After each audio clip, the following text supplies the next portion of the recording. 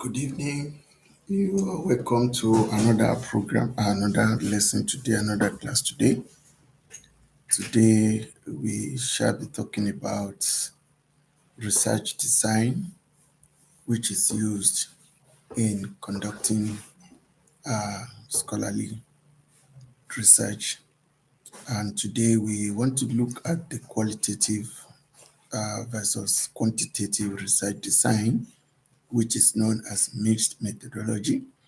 But most times, people do not understand the difference between these two, as some people sometimes have the misunderstanding that the use of qualitative or quantitative can also mean mixed methods. So today we want to look at the qualitative versus quantitative research design. A research design is an approach to which a researcher intends to conduct a study, and there are three different research design that can be employed by any researcher in any study. And before you can decide which one you want to choose, your title will be the indicator as well as your research objectives. These are the guiding principles on which research design you can actually use for your study. Most times, scholars always make up their mind to say, because they are not good in quantitative or they are not good with numbers, most times they always opt out for qualitative, even without knowing whether their research title will be going qualitative or the research objectives will support qualitative. So hopefully, at the end of today's lesson, today's class, we should be able to understand the difference between qualitative and quantitative research design, and why do we use qualitative instead of quantitative, why do we use quantitative instead of qualitative, and why we can also use both as mixed methods. So research, as we know, is a it's nothing new. Yeah, that's why it's called research, which means some people, some scholars, they have searched before, so you are just going back again to search, and that's why it's called research, which means there is nothing new in what you are going to do, because some people have done it, but the only thing, the way they have done it may be different from yours. The road they passed in arriving at whatever finding they, they, they, they have arrived at may be different from yours. So we want to look at this research design today, and looking at this research design today, uh, we must prepare our mind to understand research design, what research design is all about, and what are the nature, what why do we do why do we need research design. Um, without wasting much of our time, when we say qualitative research design purpose, the purpose of it is basically to explore human experiences and meanings in answering questions such as how and why in social context, which means qualitative research it's all about providing answers to how and why based on human experiences, which means for qualitative research design, it is basically on how to establish people's experiences on how and why they do what they do. uh, this is what qualitative is all about. I am trying to bring it to break it down in the simplest form so that we can understand it uh, in a simple statement or a simple sentence. Whereas when we say quantitative research focus uh, has to deal with measures, the test hypothesis, producing objective finding through statistical analysis. So it basically means when we say quantitative deals with numbers, deals with numerical numbers or figures. So this is where you have to uh, establish or engage as hypothesis in order to establish your finding. Now, before you can actually make up your mind, like I said, on whether to use the qualitative or quantitative, it depends on your research questions. It depends on the data in nature that you are looking for or you are looking at. And it also depends on the desired outcome for effective methodology. So you have to understand this, and looking at the data collection methods, we are still looking at the qualitative and quantitative now. If you choose to employ qualitative, it means your data collection for qualitative design, research design, will always be things like interviews, the use of focus group discussion, observation. These tools, they are used to gather very rich and in-depth descriptive insight into experiences and behaviors of people. So this is what this data collection method for qualitative looks like. And for quantitative, we use methods of data collection that includes the use of surveys and experiments. By survey, we also refer to questionnaire, because some people maybe say, "What? Where is the questionnaire?" Yeah, questionnaire is also known as survey, so you need to understand that as well. So, in order to collect data for this quantitative, where we are using structured numerical data for statistical analysis as well, which means what we use questionnaire, we use survey, we use experiment in order to collect quantitative data technique. Now, uh, how do we ensure validity in all this? When you choose appropriate data collection methods, it is very, very important. It is very, very significant to research validity for your study. And so you have to choose appropriately the data collection method that you want to use so that you can have the validity and reliability of your research finding. Now, how do we analyze the collected data from quantitative? Very simple. Uh, the data analysis is basically based on the types of data that you have collected as well as the analytical techniques that you have used. In the case of qualitative data characteristics, we use what we call non-numerical data, which means we don't use numbers, we don't use figures, but rather we use text, audio, and video in order to explore themes and narrative. Don't forget that we said the data collection method for qualitative is the use of interviews, semi-structured interview, the use of focus group interview, the use of observation tools. So these do not give you numbers, unlike what you have with quantitative. So in the case of this, you have only collected what people have said, what you have observed from people, which means the people that are your participants for your study, which is qualitative, they have responded through interview, through their words, through their responses. And these responses are the interview, the discussion, the observation that you have been able to collect from them. So now analyzing this data simply means you have to look at their text, look at their responses, look at their audio, listen to their audios, watch the video for observation, and from there you can now generate themes and also narratives. The qualitative analytical method, which includes techniques such as thematic analysis, grounded theory, and narrative analysis in order to interpret data contextually, which means, remember we said you conduct interview with people, you are focus group interview with people, and at the end of the interview, the audio recorded data has to be transcribed. After the transcription, you have to code. After the coding, you have to generate themes from it.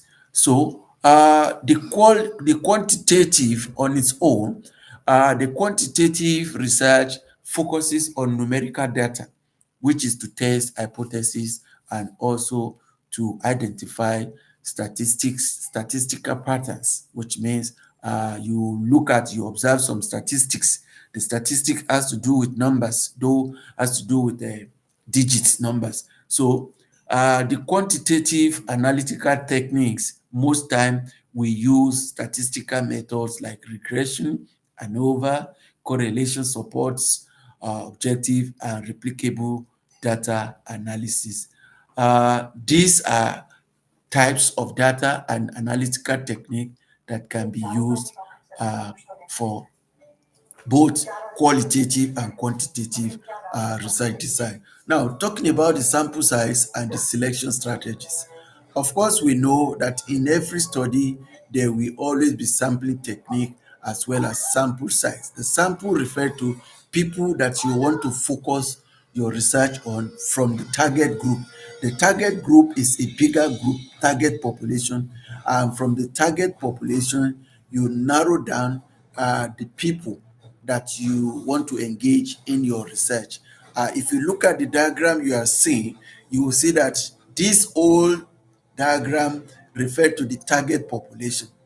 But now the selection can be this small number of people, or this small number of people, or this small number of people in blue. So depending on what you are actually looking for, uh, the sample size varies from the two designs. And most times in qualitative research design, we do not use as much as we use with quantitative. If you look at the two, we said quantity, which is quantitative. The quantitative research design employs more participant or more respondents. That's, well, let me put it that way, because in qualitative we call people who participate as participants, people who participate in your interview, people who participate in your focus group discussion, people who you observe, they are referred to as participants. Whereas in quantitative, the people you make use of to respond to your survey or questionnaire, they are referred to as respondents, because they are responding to your survey or your questionnaire. So we want to look at the sample size now and the selection, which is called sampling technique. Of course, we have two sampling technique, which is probability and non-probability. Now, for qualitative sampling, qualitative research uses a very small portion of the target population, which is most time we call it purposive sample, which means you are selecting those participants because they possess certain characteristics that align or that respond to your research question. So you only focus on these people because they have got certain characteristics that are common to them all, and which at the end will provide you with very rich data which is relevant to your research question. The quantitative sampling. For the quantitative sampling, we use probability sampling technique, which employs large random sampling in order to ensure representativeness and also to ensure that generalization of findings can be based on this large representativeness. So the importance of sample strategy now is for you as a researcher to carefully and systematically choose appropriate sample size and strategy that is critical to your research credibility and also to your research validity, as well as to provide meaningful results. And in choosing any of these technique or any of these option, you have to clearly justify why. You don't just choose for the sake of I'm choosing because a friend of mine or a colleague of mine has chosen this. So research basically has to do with you justifying whatever choice you have made. You have to justify, you have to explain clearly, and you have to be logical in how it applies to your own very study. Now, let's look at the outcomes and the visual comparison of these two. The research outcomes and applications of both qualitative and quantitative research design, they are usually different from each other. The qualitative research design provides or leads to insights. Don't forget your data collection method has been the semi-structured interview, focus group discussion, observation. So all these data from these three sources will definitely provide your readers or yourself insights into the experiences of your participants and how this can be used to generalize or to establish the finding. So qualitative research offers in-depth understanding and generates theories based on the complex contextual phenomena and human experiences. And this is why when you engage at, let's say for example now, you have interviewed 10 people.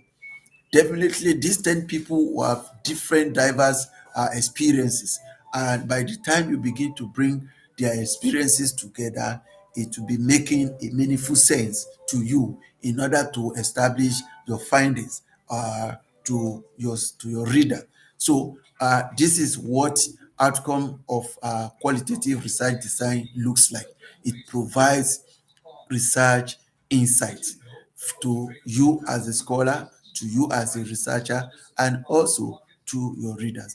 Now, talking about the quantitative research result, the quantitative research provide generalizable findings through patterns identification and predictive modeling to support theory testing.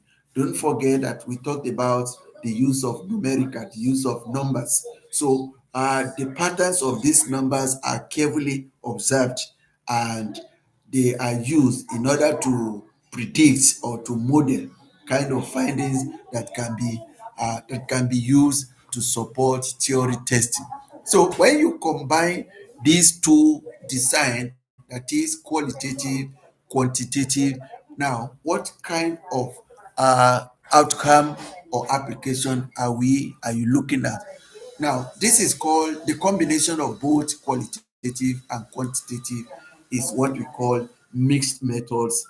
And the outcome, the application of it will mean you combining qualitative and quantitative approaches in mixed method research in order to provide comprehensive insight, which offers an in-depth comprehensive insight and advances knowledge effectively. So you can see the use of mixed method is usually referred to as two study in one, because you are doing two studies at the end of the day where you have to merge the findings of these two studies in order to make meaning out of your research. Now, let's look at it the comparison of this research design. When you say qualitative, by purpose, it explores meaning. By quantitative, it measures or tests hypotheses. The data type for qualitative is words or images, while for quantitative is numbers or statistics, and the methods of collecting data for qualitative is usually the interview, the focus group, observation, while quantitative uses survey or experiment. And if you are to decide, the sample size for qualitative is usually small and also purposive sampling, while the quantitative is usually, the sample size is usually large and most times is randomly picked or selected. Yeah.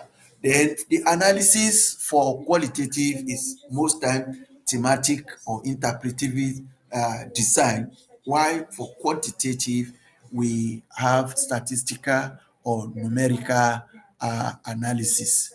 So on this, I hope I've been able to make you understand the difference between these two.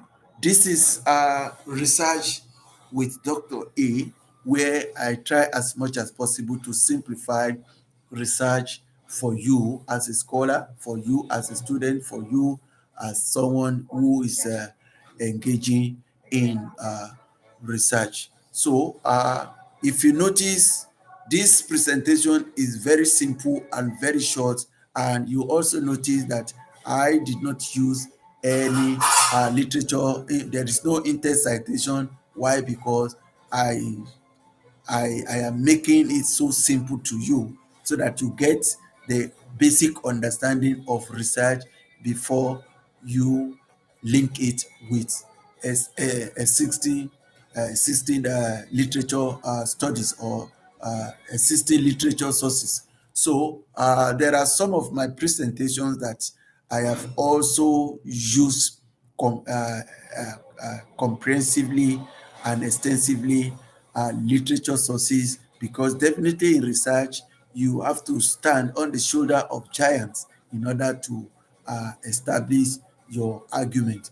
And don't forget that I said in research, research has to do with you making a choice and you justifying for that very choice. So when you make a choice, you must justify, and for you to justify, you actually need to use various literature sources as your in-text citation in order to support your argument. So you mustn't forget about that one. So on this note, I will stop here today. If there are questions, there are questions and there are suggestions, or there are areas you need more clarity, you can always write to me or contact me on this email, and I will respond to you. Once again, I want to say thank you for your time, and I hope another time we will be again.